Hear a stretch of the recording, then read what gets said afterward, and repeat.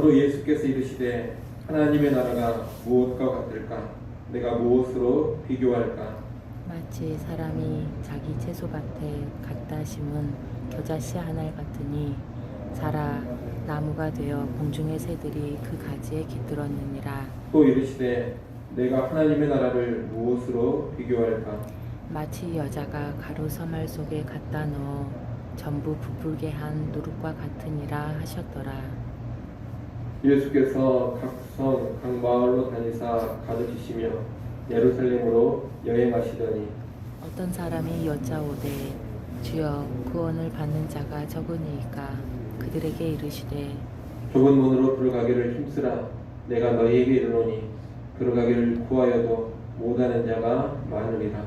집주인이 일어나 문을 한 번 닫은 후에 너희가 밖에 서서 문을 두드리며 주여 열어주소서 하면 그가 대답하여 이르되 나는 너희가 어디에서 온 자인지 알지 못하노라 하리니 그때 너희가 말하되 우리는 주 앞에서 먹고 마셨으며 주는 또한 우리의 길거리에서 가르치셨나이다 하나.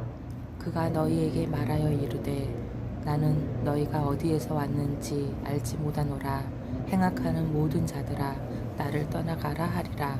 너희가 아브라함과 이삭과 야곱과 모든 선지자는 하나님 나라에 있고 오직 너희는 밖에 쫓겨난 것을 볼 때 거기서 슬피 울며 이를 갈리라. 사람들이 동서남북으로부터 와서 하나님의 나라 잔치에 참여하리니 보라, 나중된 자로서 먼저 될 자도 있고 먼저 된 자로서 나중될 자도 있느니라 하시더라. 곧 그때에 어떤 바리새인들이 나와서 이르되 나가서 여기를 떠나소서 헤롯이 당신을 죽이고자 하나이다. 이르시되 너희는 가서 저 여우에게 이르되 오늘과 내일은 내가 귀신을 쫓아내며 병을 고치다가 제3일에는 완전하여지리라 하라. 그러나 오늘과 내일과 모레는 내가 갈 길을 가야 하리니 선지자가 예루살렘 밖에서는 죽는 법이 없느니라. 예루살렘아 예루살렘아 선지자들을 죽이고 내게 파송된 자들을 돌로 치는 자여 암탉이 제 새끼를 날개 아래 모음같이 내가 너희의 자녀를 모으려 한 일이 몇 번이냐. 그러나 너희가 원하지 아니하였도다. 보라 너희 집이 황폐하여 버림바 되리라. 내가 너희에게 이르노니 너희가 주의 이름으로 오시는 이를 찬송하리로다 할 때까지는 나를 보지 못하리라 하시니라. 아멘. 오늘 본문 앞부분인 18절로 21절은 하나님 나라와 연관된 비유로 겨자씨 비유와 누룩 비유입니다. 이 두 비유는 하나님 나라의 시작은 초라하고 미약해 보이지만 결국에는 하나님 나라가 왕성하게 성장할 것을 가르쳐 주는 겁니다. 하나님 나라는 겨자씨 한 알처럼 미약해 보입니다. 하지만 결국에는 큰 나무가 되어 새들이 가지에 깃들일 만큼 놀랍게 성장할 것입니다. 하나님 나라는 또 바로 새말 속에 집어넣은 누룩처럼 별로 드러나지도 않고 아주 작아 보입니다. 하지만 이 누룩이 많은 양의 밀가루에 스며들어 크게 부풀게 하듯이 하나님 나라도 강력한 침투력을 가지고 이 땅에서 크게 확장될 것입니다. 우리가 이 땅에서 하나님 나라를 위해 살아갈 때 우리는 놀라운 성장과 확장의 역사를 기대하면서 나가야 합니다. 복음의 정신을 잘 알고 하나님이 정말 원하시는 방향으로 살아간다면 또한 종교적인 그런 형식적인 삶이 아니라 참된 믿음을 가지고 참된 순종의 삶으로 나아간다면 반드시 크고 놀라운 복음의 열매가 맺히게 될 것이고 하나님 나라가 강력하게 확장되어 갈 것입니다.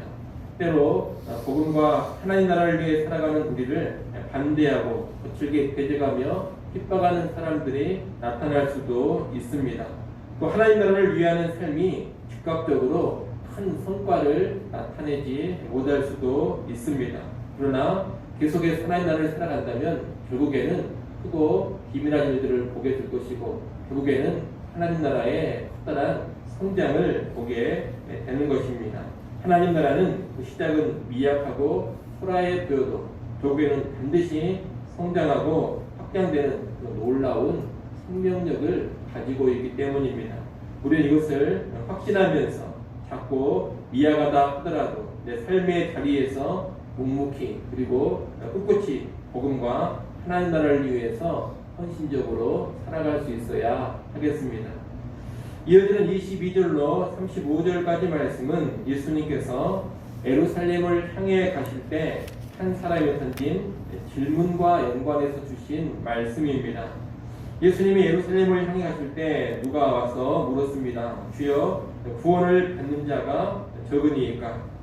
이와 연관해 예수님은 하나님 나라에 들어가는 삶, 구원받는 삶에 관하여서 가르쳐 주십니다. 예수님은 먼저 좁은 문으로 들어가기를 힘쓰라 하십니다. 하나님 나라에 들어가는 구원의 문은 넓은 문이 아닙니다. 좁은 문입니다. 좁은 문으로 들어가는 것은 쉽지 않습니다. 그래서 힘쓰라고 하시는 겁니다. 여기 힘쓰다라는 단어는 운동 경기나 싸움 같은 상황에서 이기기 위해서 온 힘을 다하여 싸운다, 그런 뜻을 가지고 있는 단어입니다. 좁은 문이기 때문에 그렇게 투쟁하듯이 들어가기를 힘쓰는 사람만이 들어갈 수가 있는 겁니다. 당연히 이 좁은 문으로 들어가는 사람은 많지 않습니다. 다시 말해 구원받기를 원하여도 얻지 못하는 자가 많은 것입니다. 예수님은 좁은 문으로 들어가기를 힘쓰라고 하신 후에 비유 하나를 말씀하십니다. 그 비유에서 집주인은 일어나 문을 닫습니다. 이때 밖에 서 있던 사람들은 닫힌 문을 두드리면서 문을 열어달라고 합니다. 그런데 닫힌 문을 두드리는 사람들은 주여 열어주소서 이렇게 말하고 있습니다.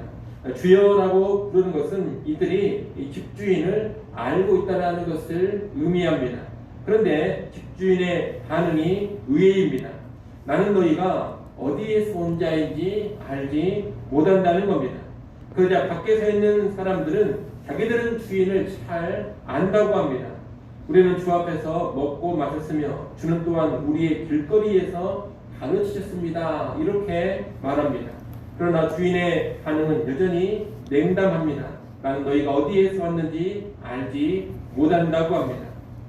닫힌 문 밖에 있는 자들은 주인을 잘 안다고 하는데 주인은 이들을 전혀 모른다고 하는 겁니다. 왜 그렇습니까? 그 이유가 27절 하반절에 나옵니다. 거기 보면 행하가는 모든 자들아 나를 떠나가라 이렇게 주인이 말하고 있습니다. 행하가는 자들, 다시 말해 악을 행하는 자들이기 때문에 주인은 이들을 전혀 모른다고 하는 겁니다. 분명히 이들은 주인 앞에서 먹고 마셨습니다. 그리고 주인의 가르침도 듣고 받았습니다. 그러나 악을 행하면서 살아왔습니다. 그래서 주인은 이들을 전혀 모른다고 하는 겁니다.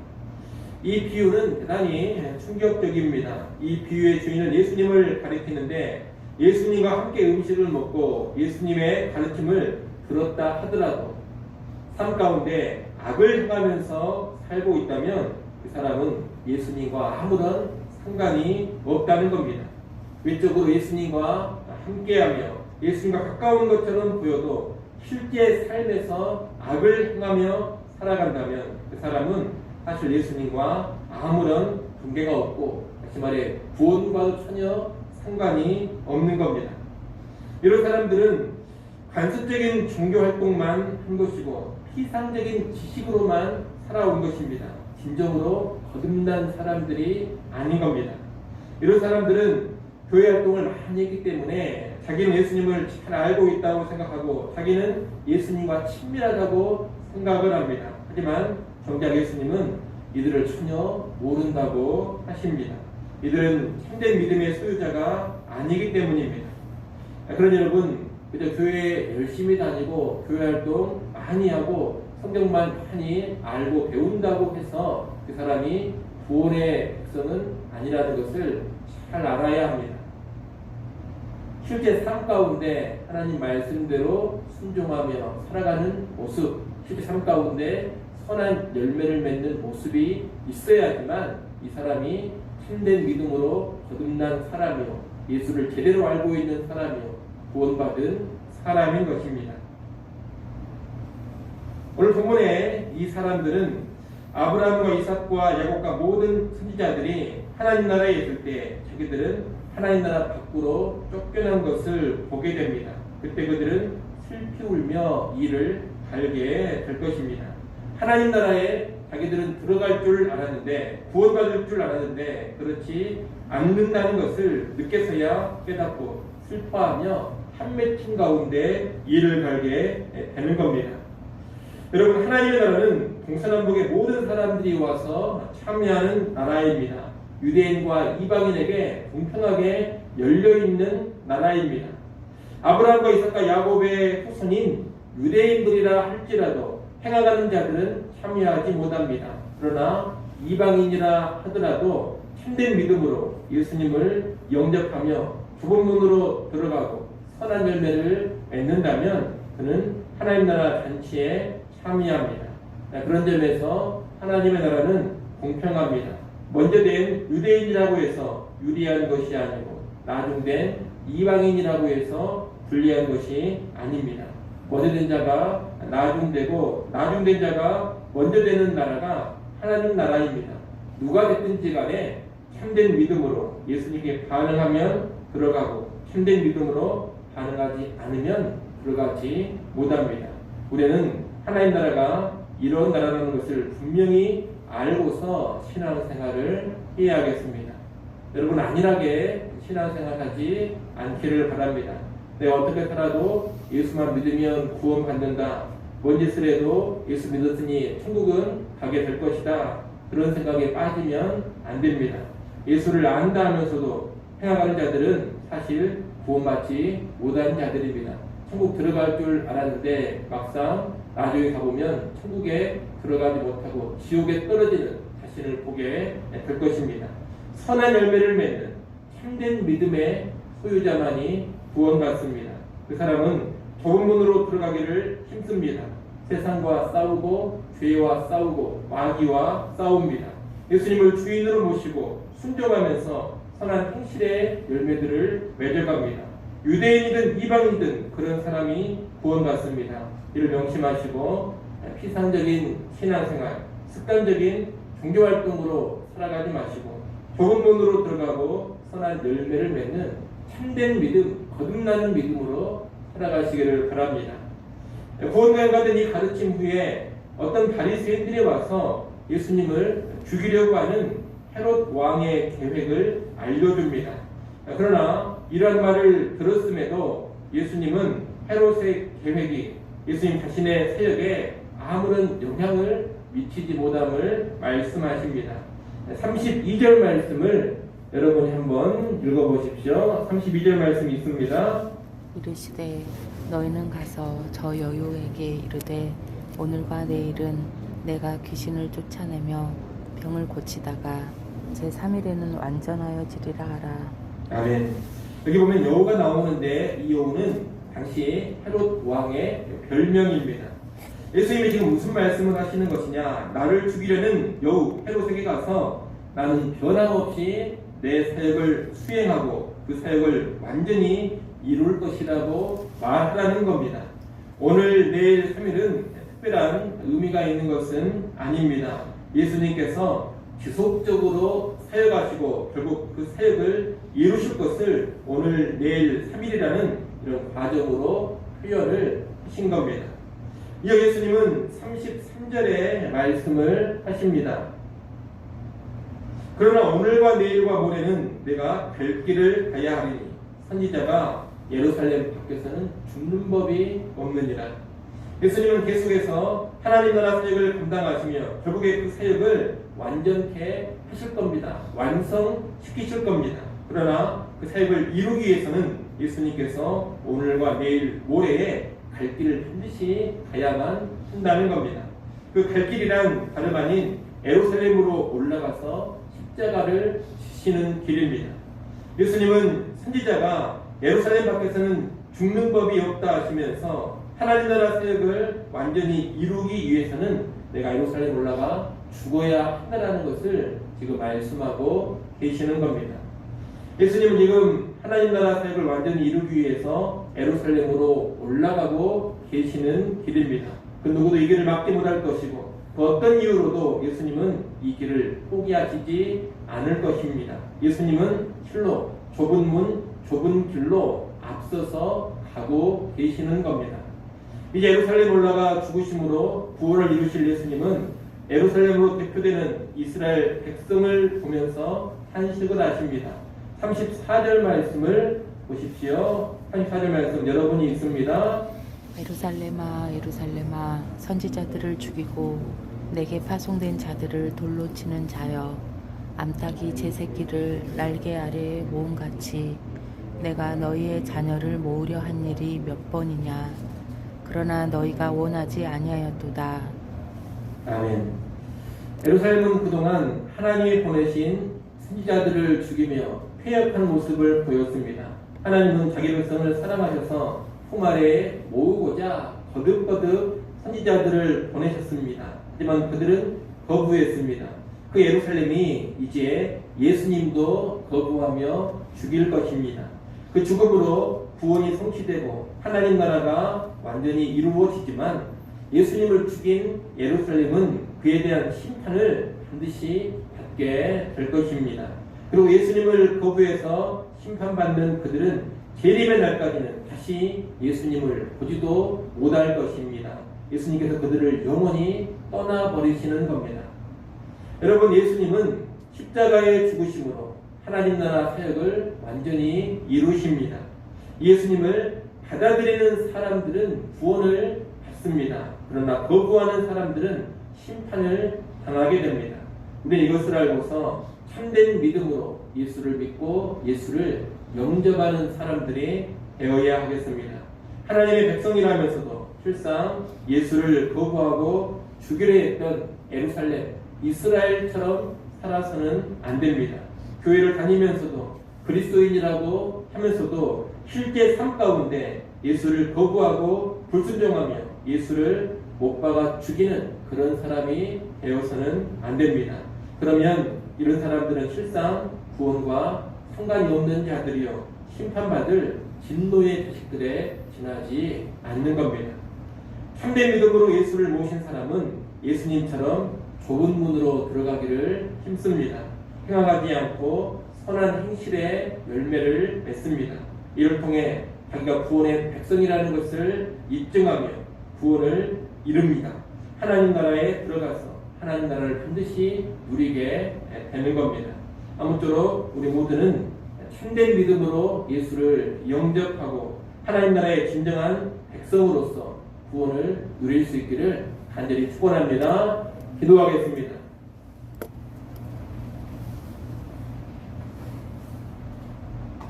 아버지 하나님, 하나님 나라에 들어가는 길은 좁은 문으로 들어가는 길임을 알게 하여 주시옵소서.